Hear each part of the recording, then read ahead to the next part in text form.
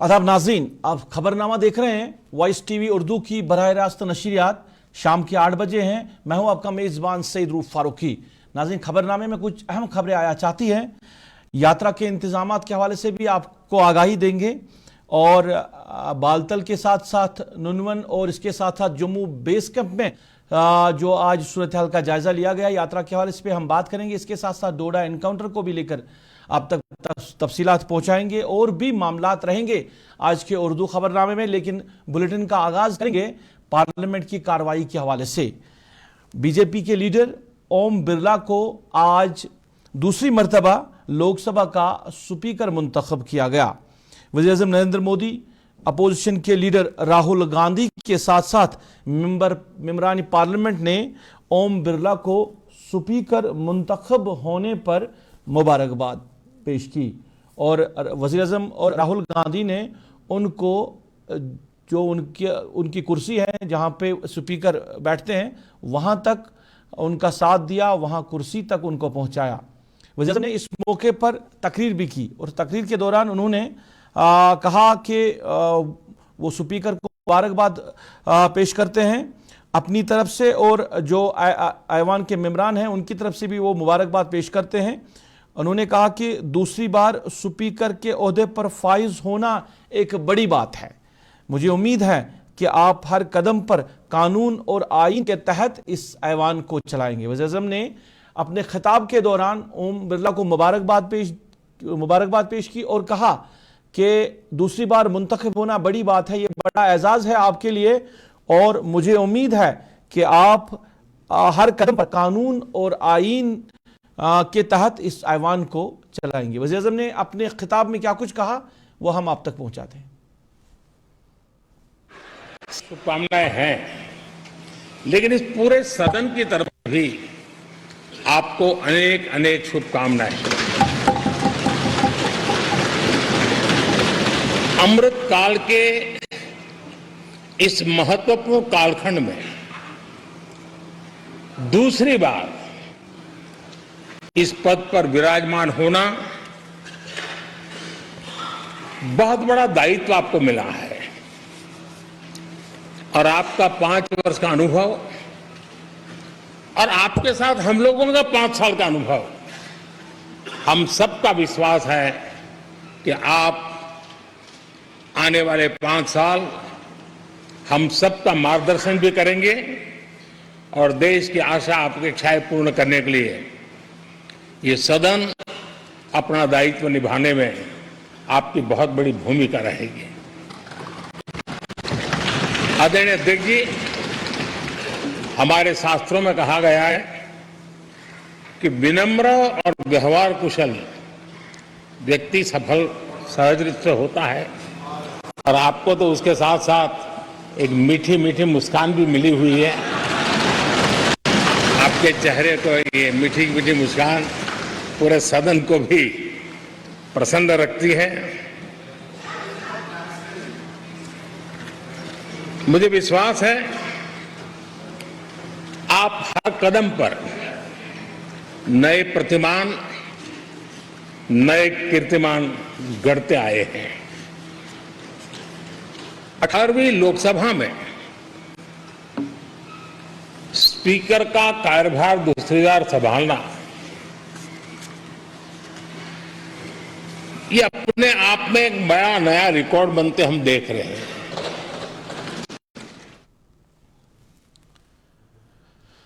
इधर national conference के रुकन मेंबर पार्लियामेंट जो कि पहली बार मुंतखब हुए हैं सेंट्रल कश्मीर से, आगा सईद रूहुल्लाह ने भी आज ऐवान के अंदर खिताब किया और अपने खिताब के दौरान उन्होंने नए स्पीकर को मुबारकबाद पेश की। उन्होंने ओम बिरला को मुबारकबाद पेश करते हुए कहा, उम्मीद है कि आप ना आज के बाद बीजेपी होंगे और ना ही कांग्रेस होंगे और ना ही किसी दूसरी जमात के होंगे, बल्कि आप आईनी हिंद के मुताबिक अपने खदमात अंजाम देंगे। आज के बाद आपको याद किया जाएगा कि आप अपोजिशन को सुनने के लिए या खामोश करवाने के लिए काम किया। अगर रूहुल्लाह ने कहा कि आपको याद भी किया जाएगा। क्या आप अपोजिशन की बात सुनते हैं या उनको खामोश कराते हैं, इस पे भी आपको याद रखा जाएगा।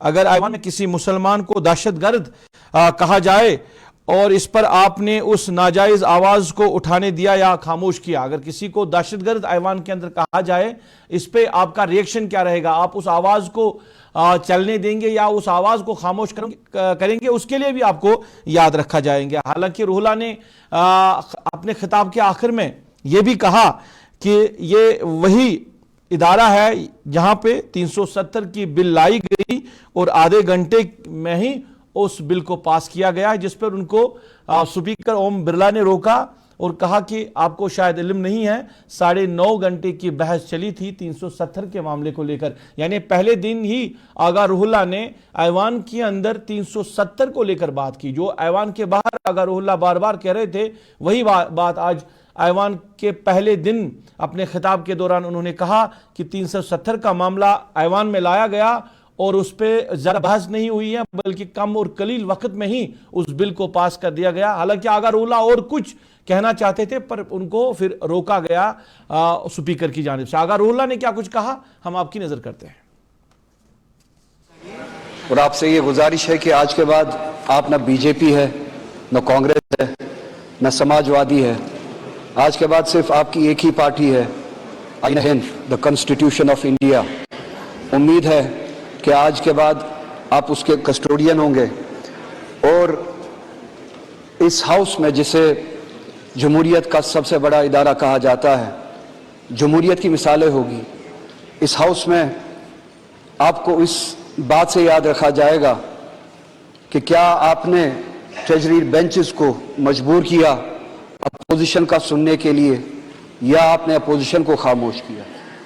आपको T20 के लिए याद नहीं किया जाएगा, आपको याद किया जाएगा जब इसी ऐवान में एक मुसलमान MP को टेररिस्ट कहा गया क्योंकि वो मुसलमान है। आपने उस आवाज़ को, उस नाजायज़ आवाज़ को कैसे खामोश किया, या आपने उन आवाज़ों को उठने दिया। अगर एक MP जो चुना हुआ नुमाइंदा होता है, अगर उसको इस हाउस में, जमहूरियत के बड़े इदारे में टेररिस्ट कहा जा सकता है, तो उन मुसलमानों को सड़कों पर भी टेररिस्ट कहा जा सकता होगा। इसी तरह से ऑनरेबल स्पीकर, एक मिनट बैठिए। माननीय सदस्यगण, ये सदन का पहला दिन है। आप बोलते समय क्या टिप्पणी कर रहे हैं उसका ध्यान रखो। अभी कार्यकाल को देखो, उसके बाद टिप्पणी करो। बात कर रहा हूं मैं, ये गुजारिश करूंगा, सबसे बड़ा इदारा है जमहूरियत का, यहाँ पे ऐसी मिसाल नहीं होनी चाहिए थी। और आप उसके कस्टोडियन थे जब 370 की बिल 1 मिनट में लाई गई और आधे घंटे में पास की गई। आधे घंटे में पास की गई। प्लीज बैठिए। आप रहिए, इनको ज्ञान नहीं है, उस पर 9.5 घंटे तो डिबेट हुई थी। चलो बैठिए, चलिए। ओके।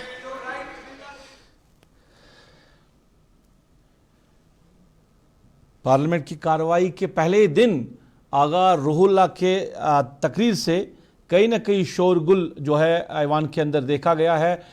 जो हिज़्ब इक़्तिदार के लोग हैं, उन्होंने आगा रूहुल्लाह को रोकने की कोशिश की है, पर आगा रूहुल्लाह ने अपनी बात जो है वो इख्तिताम की कि 370 को कम कलील वक्त के अंदर ही इस ऐवान ने इस बिल को मंजूर किया, जो कि होना नहीं चाहिए था।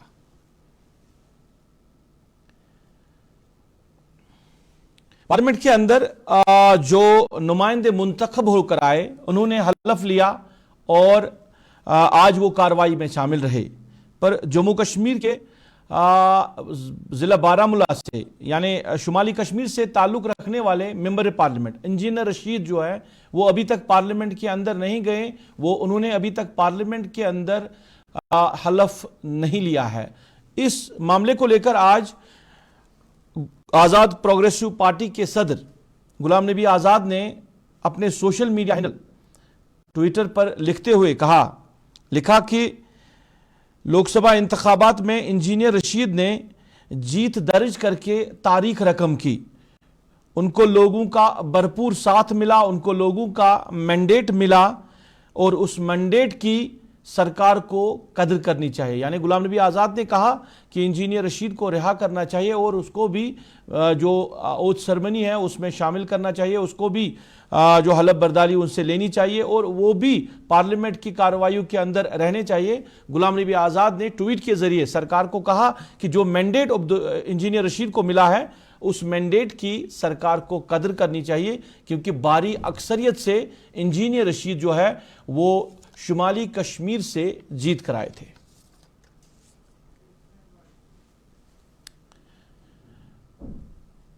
नाज़रीन, आप जरा बात करते हैं डोडा जिला डोडा के गंदरू सनुगलूर जंगलात के हवाले से, जहां पे आज सुबह फोर्सेस और मिलिटेंट्स के दरमियान एनकाउंटर शुरू हुआ और अभी तक जो इतला आ रही है इस एनकाउंटर में बताया जा रहा है कि 3 गैर मुल्की मिलिटेंट जाँ बाक हुए हैं, जबकि एक पुलिस एहलकार के जख्मी होने की भी तस्दीक हुई है।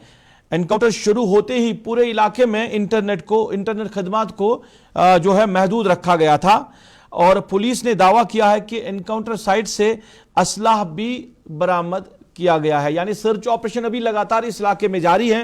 हालांकि जो अभी तक खबरें आ रही है कि एनकाउंटर साइट पे अभी तक बताया जा रहा है कि 3 जो मिलिटेंट हैं वो जाँ बाक हुए हैं और बताया जा रहा है कि वो गैर मुल्की हैं, यानी जम्मू कश्मीर से उनका ताल्लुक नहीं है, जो कि इस एनकाउंटर में अभी तक जाँ बाक हुए हैं। एक पुलिस एहलकार इसमें जख्मी भी हुआ है और पूरे इलाके में अभी भी सर्च ऑपरेशन लगातार जारी है। असगर बट हमारे नुमाइंदे हमारे साथ जुड़े हैं, असगर से हम तफसीलात लेने की कोशिश करेंगे। असगर, आपका खैर मकदम है। बताया जा रहा है कि अभी तक इस एनकाउंटर में 3 मिलिटेंट जाँ बाक हुए हैं और एक पुलिस एहलकार जख्मी हुआ है। एनकाउंटर तो हालांकि अभी तक बताया जा रहा है कि खत्म हुआ है, पर सर्च ऑपरेशन लगातार जारी है। क्या कुछ तफसीलात हैं आपके पास?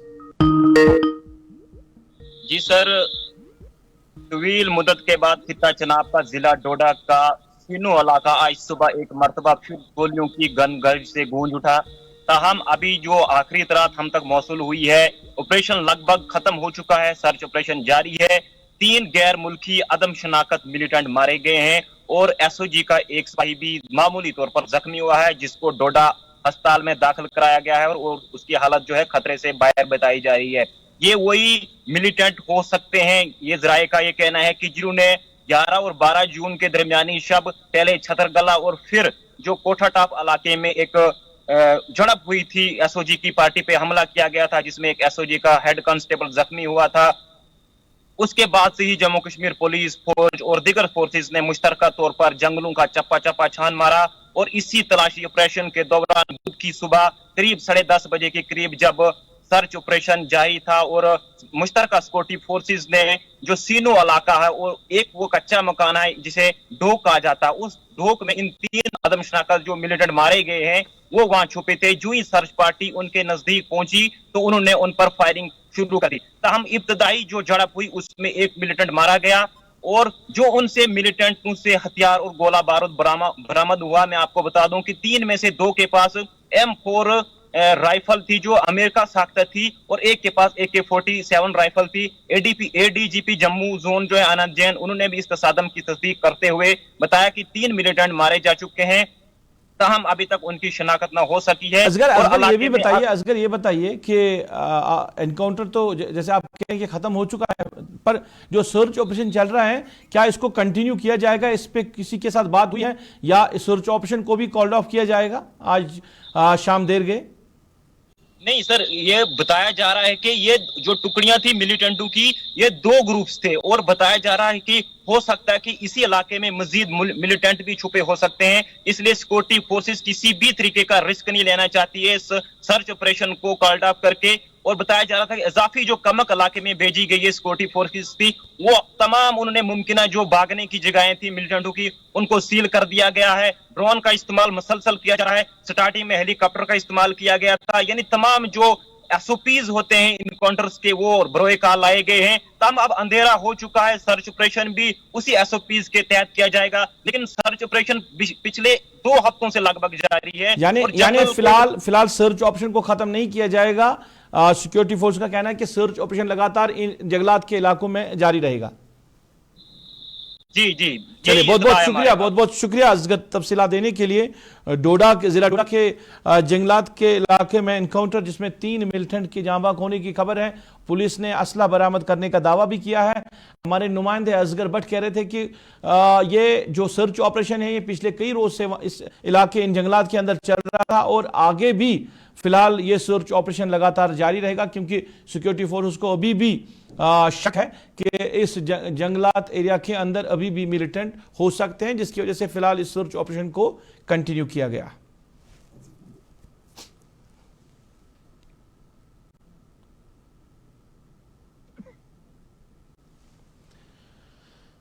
नाज़रीन, रवा माह की 29 तारीख से अमरनाथ यात्रा शुरू होने वाली है और जम्मू कश्मीर इंतजामिया अमरनाथ यात्रा को लेकर तैयारियों में लगी हुई है। चाहे हम बालतल की बात करें या पहलगाम नुनवन की बात करें या जम्मू बेस की बात करें, तो हर एक जगह पे इंतजामात का जायजा लिया जा रहा है। लेफ्टिनेंट गवर्नर मनोज सिन्हा ने आज खुद पहलगाम जाकर सूरत हाल का जायजा लिया। पिछले दिनों वो बालतल भी गए थे, जहां पे उन्होंने एक अस्पताल का रस्म इब्तिदा भी किया और इसके साथ साथ आज जो है भगवती नगर जम्मू में वहां पे भी आज इंतजामात का जायजा लिया गया है। सूबाई कमिश्नर जम्मू के साथ साथ एडीजीपी जम्मू ने तफसीली दौरा किया और इंतजामात का जायजा लिया कि किस तरह यात्रा के हवाले से इंतजामात किए जा रहे हैं और यात्रा को अहसन तरीके से अंजाम देने के लिए जो है सिक्योरिटी सूरत हाल का भी आज जायजा लिया गया है। बताया जा रहा है कि लखनपुर से गुफा तक तकरीबन 60,000 जो सिक्योरिटी फोर्सेस है उनको तैनात रखा गया है।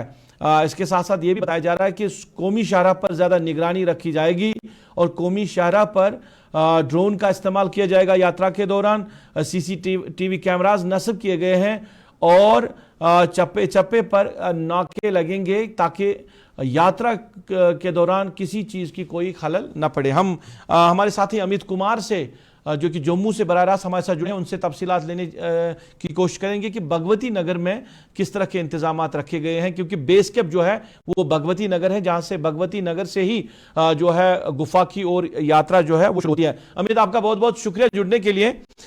भगवती नगर के अंदर किस तरह के इंतजामात है, क्योंकि आज सूबाई कमिश्नर जम्मू और एडीजीपी ने भी वहां पे सूरत हाल का जायजा लिया, तो किस तरह के इंतजामात किए गए हैं भगवती नगर बेस कैंप के अंदर? वो हर साल के लिए जम्मू कश्मीर के जो यहाँ के स्थानीय लोग हैं वो उतारू रहते हैं कि कब ये यात्रा शुरू होगी, क्योंकि कहीं ना कहीं एक फाइनेंशियल राउंड जो वो इसके साथ जुड़ा रहता है। जैसे 29 जून को पहला यात्रा जो है वो शुरू होगी और कल यानी 27 जून से जो सड़क मार्ग से यात्री आने वाले हैं वो जम्मू कश्मीर के प्रवेश द्वार लखनपुर से उनका स्वागत होना शुरू हो जाएगा। वहां पर भी विशेष इंतजाम इसके किए गए हैं। पहली बार वहां पर जो पंडाल की व्यवस्था है वो वाटर प्रूफ पंडाल जो है वो वहां पर लगाए गए हैं। इसके अलावा वहां पर मजीदी तौर पर सभी तरह की तैयारियां मुकम्मल है, क्योंकि सबसे पहले जो राब्ता होगा वो लखनपुर से होगा। उसके बाद जो बेस कैंप है वो जम्मू का भगवती नगर जो बेस कैंप है वहां पर उन्हें ठहरना होता है और वहीं से पहला जत्था जो है वो यात्रा के लिए यहां से रवाना होगा। यहां पर उसके लिए मजीदी सभी तरह के इंतजाम जो है वो किए गए हैं। आज सुबह ही डिवकॉम जम्मू रमेश कुमार के साथ साथ एडीजी अनंत जैन और बाकी जो अफसरान हैं उन्होंने एक ट्रायल रन जो है वो जम्मू से शुरू किया, जो जम्मू के भगवती नगर से शुरू होकर उधमपुर तक ये ट्रायल जो है वो किया गया, जिसमें सभी तरह की तैयारी मुकम्मल थी। और किस तरह से अमरनाथ यात्रा की कानवाई 29 जून को शुरू होगी उसका एक ट्रायल रन आज जो है वो जम्मू से उधमपुर तक ले जाया गया। और इस दौरान यात्रा के दौरान सभी अफसरों ने ये देखा कि रास्ते में किस किस तरह के इंतजाम है और क्या सभी तरह के इंतजाम जो है वो मुकम्मल किए गए हैं या नहीं। इसके अलावा सिक्योरिटी सिनेरियो को भी पूरी तरह से देखा गया, क्योंकि जिस तरह से रोफ हमें जो जानकारी सूत्रों के हवाले से मिल पा रही है कि हमारे पड़ोसी मुल्क पाकिस्तान से भी ये कोशिशें जरूर की जा सकती हैं कि इस अमरनाथ यात्रा को टारगेट किया जाए, क्योंकि इस तरह की खबरें आ रही है कि पाकिस्तान में लश्कर तैयबा और जैश ए मोहम्मद द्वारा 2 महत्वपूर्ण बैठक जो है वो लाहौर में की गई है और उसका केंद्र बिंदु जो है वो कहीं ना कहीं अमरनाथ यात्रा है। हालांकि भारतीय एजेंसियों ने अभी इसकी पुष्टि नहीं की। अमित, ये बताइए कि आपने सिक्योरिटी हवाले से बात की, पर जो सिक्योरिटी के इंतजाम को लेकर बात की, बताया जा रहा है कि लखनपुर से जो गुफा तक 60,000 के करीब जो सिक्योरिटी फोर्सेज है उनको तैनात रखा जाएगा, सीसीटीवी कैमराज और ड्रोन का इस्तेमाल किया जाएगा। तो क्या एडवाइजरी है इस हवाले से कोई कि जब यात्रा चलेगी कौमी शाहराह पर तो जो बाकी ट्रैफिक है उसको बंद रखा जाएगा या उसको भी चलने की इजाजत दी जाएगी? जी देखिए रोफ, हर साल की तरह यात्रा का एक मुकम्मल वक्त रहता है जिसमें सुबह तड़के ये यात्रा जो है वो एक पैटर्न से निकल दूसरे तक जाती है। जैसे जम्मू से यदि ये यात्रा सुबह 5 से 6 बजे के बीच में निकलेगी तो वो 5 से 6 बजे के बाद उधमपुर में 7 से 8 बजे पहुंच जाएगी और उसके बाद इसी तरह से आगे का रास्ता जो तय करेंगे। इस दौरान जब ये यात्रा का कॉन्वॉय चलती है उस दौरान जो ट्रैफिक को जो है वो थोड़ा सा होल्ड ऑन किया जाता है और इसमें ज्यादा नहीं, सिर्फ 15 मिनट या 20 मिनट का वक्फा जो रहता है। उसके बाद उसके अलावा सभी तरह की ट्रैफिक जो है वो मुकम्मल तरीके से जिस तरह से चलती है उसी तरह से चलेगी। और उम्मीद ये है कि यात्रा जब समय पर चलती है लोग अपने शेड्यूल को उसी तरह से तय कर लेते हैं कि यात्रा चलने के समय वो अपना टाइम जो है वो उसे 15 मिनट 20 मिनट आगे या पीछे कर लेते हैं। जीरो अमित, बहुत बहुत शुक्रिया तफसीलात देने के लिए। हमारे साथी अमित कुमार जम्मू से भगवती नगर बेस कैंप से हमें तफसीलात थे कि किस तरह के इंतजाम रखे गए हैं भगवती नगर बेस कैंप से, क्योंकि यात्रा के दौरान सिक्योरिटी मामलात को लेकर कहीं ना कहीं जो सरकार है, इंतजामिया है, वो संजीदा दिखाई दे रही है। उस सिक्योरिटी की बारी जो नफरी है उनको तैनात रखा जाएगा लखनपुर से लेकर गुफा तक, खासकर कौमी शाहराह पर जो है काफी ज्यादा निगरानी जो है वो बढ़ा दी गई है। सीसीटीवी कैमरास का इस्तेमाल में लाया जाएगा, ड्रोन का इस्तेमाल किया जाएगा और हर एक जगह पे जो है नाके लगाए जाएंगे। और जैसे अमित कह रहे थे कि एक शेड्यूल जो है वो ऑलरेडी दिया गया है जो कि हर साल दिया जाता है। जब यात्रा चलती है तो कुछ वक्त के लिए जो ट्रांसपोर्ट है उसको रोका जाता है, पर उस तरह की खलल ट्रांसपोर्ट के अंदर नहीं पड़ेगी कि जो बाकी लोग कौमी शाहराह पे सफर करेंगे उनको अपने वक्त पर वो सफर कर सकते हैं, उनको इजाजत मिल सकती है, पर यात्रा के दौरान कहीं ना कहीं थोड़ी बहुत रुकावट हो सकती है। इंतजामिया जो है वो मसरूफ है यात्रा के इंतजामात को लेकर।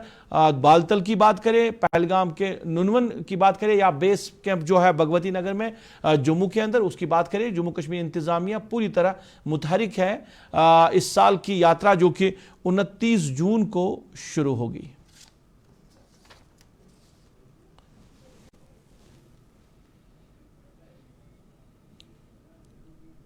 नाज़रीन, मंशियात हर तरफ से अब दिखाई दे रही है। जम्मू कश्मीर की बात करें तो मंशियात के अंदर काफ़ी लोग जो है वो अब इस लपेट में आ चुके हैं, खासकर नौजवान नस्ल इस लपेट में आए हैं कि वो ड्रग का इस्तेमाल कर रहे हैं। असनाद मंशियात के आलमी दिन के हवाले से जम्मू कश्मीर के अंदर भी आज जो है बेदारी, हलफ बर्दारी या मुबाहसों का इनकाद किया गया है। रैलियां निकाली गई हैं, चाहे हम श्रीनगर की बात करें, हम बारामूला सोपोर की बात करें, हम बांडीपोरा की बात करें, बडगाम की बात करें या मुख्तलिफ पुलवामा की बात करें या मुख्तलिफ अजला की हम बात करें, कस्बों के अंदर आज जो है रैलियां निकाली गई है जहां पे हलफ लिया गया है कि ये जो जंग छेड़ी गई है जम्मू कश्मीर पुलिस की तरफ से, बाकी जो सिविल सोसाइटियां हैं उनकी तरफ से, कि ये जो मंशियात हैं इसको ख़त्म करके रखेंगे। जो नौजवान इस मंशियात में की जद में आए हैं उनको इस मंशियात के जद से निकालना है। इसके लिए बाज़ तौर पर हलफ बर्दारी ली गई है कि हम हर एक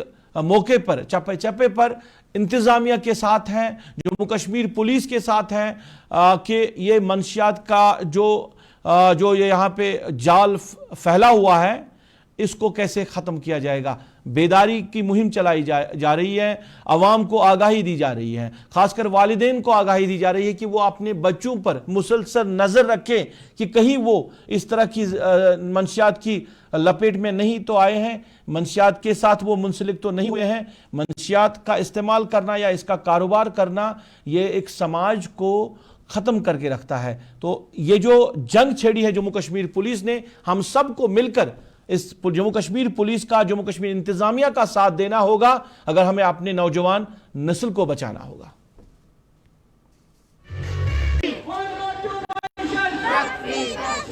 ये जो आज का दिन है 26 जून, ये दुनिया भर में बतौर एंटी ड्रग और एंटी ट्रैफिकिंग के तौर पर मनाया जाता है। तो ये ख़ास यहाँ आज कोई प्रोग्राम कश्मीर में नहीं हो रहा है, दुनिया भर में ये जो प्रोग्राम है चलाया जा रहा है।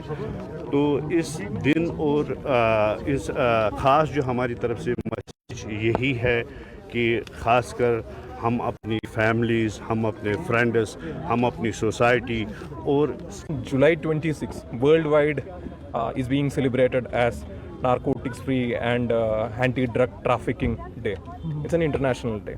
So as part of JK Police and other wings of JK Police, just like Narcotics Anti-Narcotics Control Bureau, we have organized a rally started from Polo View towards press.